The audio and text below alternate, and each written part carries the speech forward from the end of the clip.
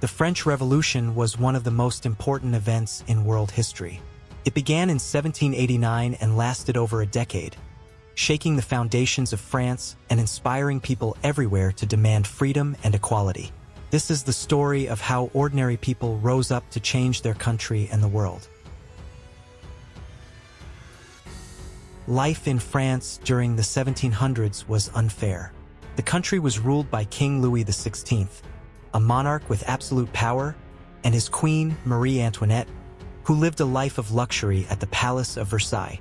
Meanwhile, most of the population struggled to survive. The first estate was the clergy, priests, and church leaders who paid no taxes. The second estate consisted of the nobles, who owned land and paid no taxes.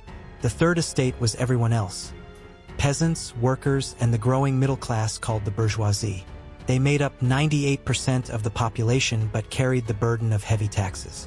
On top of this inequality, France was drowning in debt from years of wars and bad spending by the monarchy. Bread, the main food for most people, became so expensive that riots broke out. The people were angry, hungry, and ready for change. In May 1789, King Louis XVI called a meeting of the Estates General, a gathering of representatives from all three estates. It was supposed to solve France's financial crisis, but instead, it exposed how unfair the system was. The Third Estate, frustrated with being ignored, broke away and formed the National Assembly, declaring that they represented the people of France.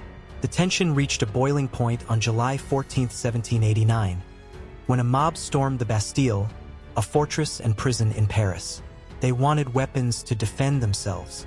The fall of the Bastille became a powerful symbol of the revolution and the fight for freedom. The revolutionaries wanted a new France, one based on equality and justice. In August 1789, the National Assembly wrote the Declaration of the Rights of Man and of the Citizen, a groundbreaking document that declared all men were born free and equal. It promised liberty, property, and security for all citizens. Meanwhile, the royal family became prisoners in their own palace. In 1791, King Louis XVI and Marie Antoinette tried to escape but were caught and brought back to Paris.